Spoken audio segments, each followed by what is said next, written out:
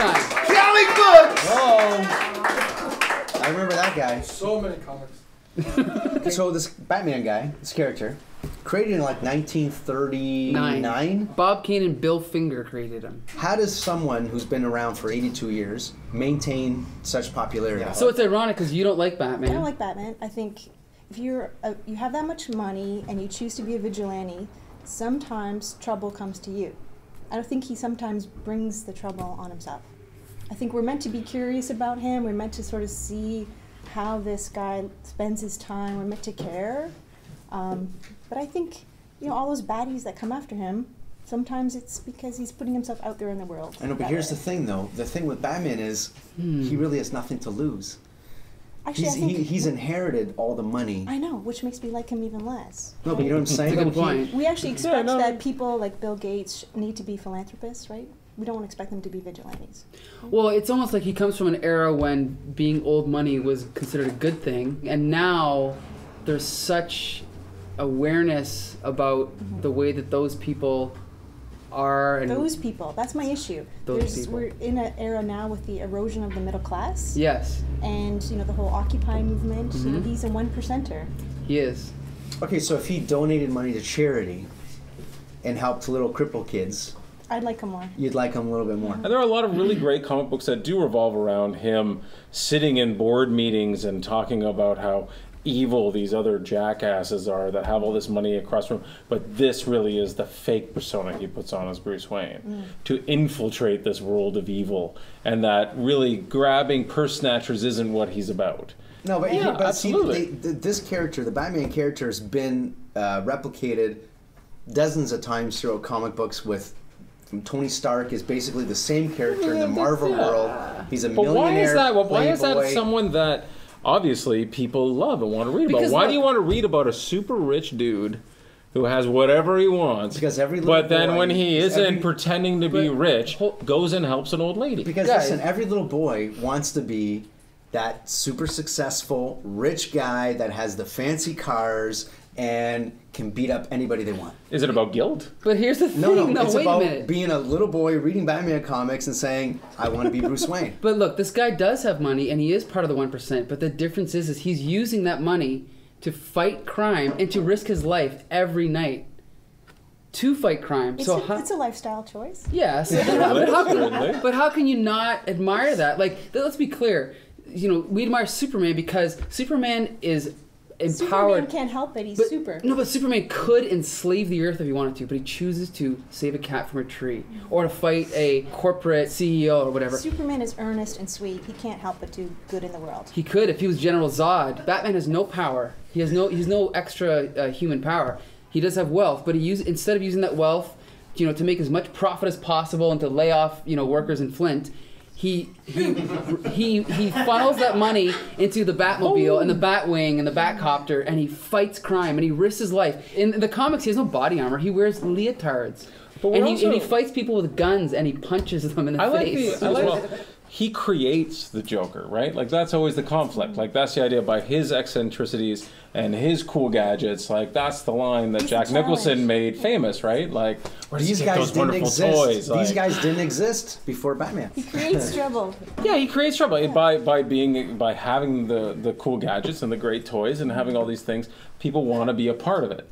People want the challenge. They have to amp up their game to take them on. Here's the difference. Batman started fighting regular street thugs, right? No face. Now that whole asylum is full of super creeps. He's created them all because as the generations of Batman have gone on, the villains have gotten smarter and stronger and but just because they wear a mask or they have makeup, that doesn't change the types of crimes they commit, right? That they were still going to commit the crimes anyway. No, but look at the thugs he used to fight and now compare them to Bane or Killer Croc or Mr. Freeze. Like, these guys are They're mad geniuses, he's getting right? darker, and his villains are getting darker. Exactly. Do you see where I'm going? This is like bad karma. That's why I like it.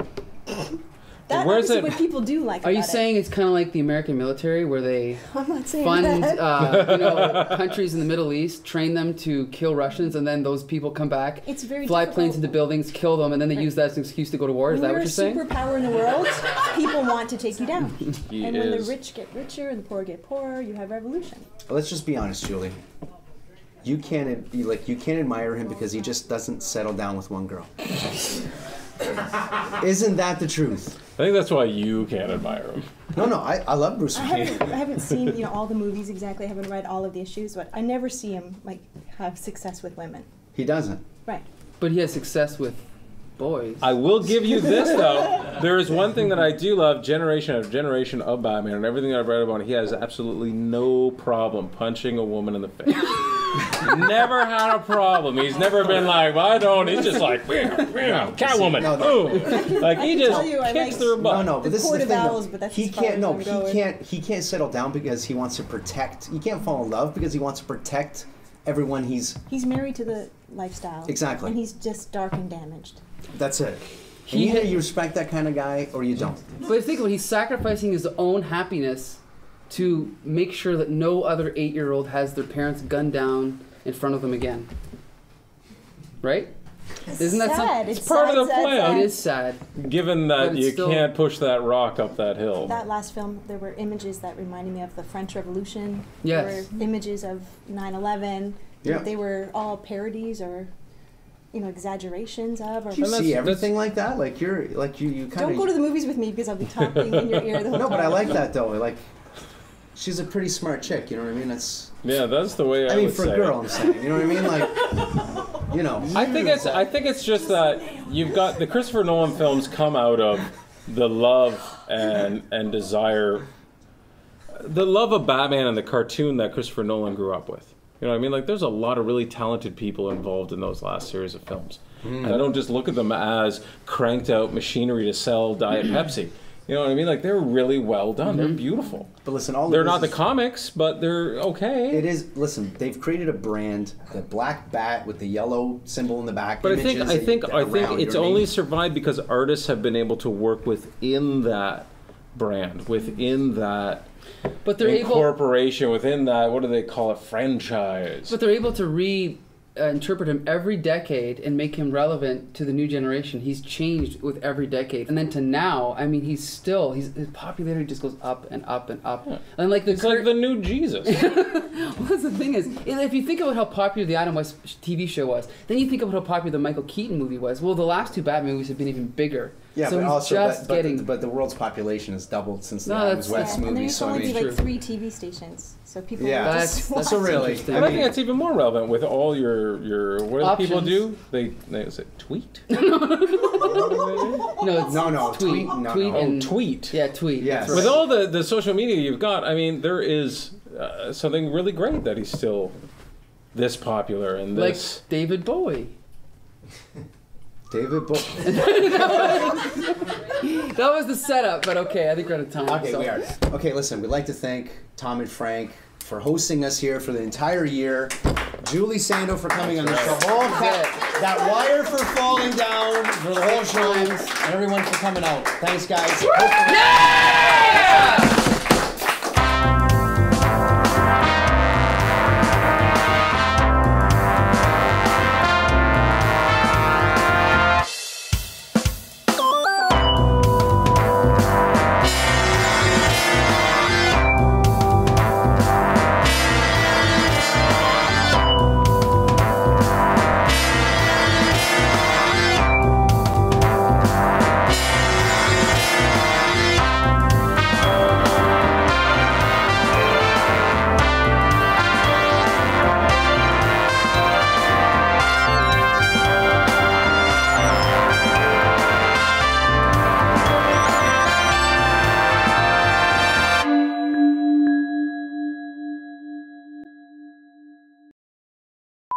So they've looked at a bunch of different angles, and it has changed. Like in the 80s, he was an idiot.